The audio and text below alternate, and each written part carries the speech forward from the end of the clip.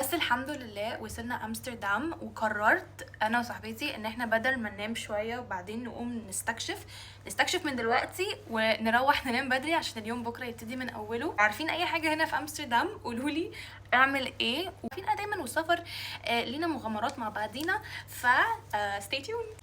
هو ايه ده، انا زي نسيت اهم حاجه اللي هو السان سكرين، وهجرب سان سكرين النهارده. سان سكرين جرب سان سكرين النهارده جديد بتاع سمر فرايدايز، كل الناس بتشكر فيه، ف يلا نجربه. يا جماعه معلش انا بجد عارفه ان الانرجي بتاعتي مش موجوده قوي، بس هو انا مش نايمه من امبارح غير ساعتين، وزي ما بقول لكم كده ساعتين متقطعه ومليانه صريخ بيبيهات وعياط.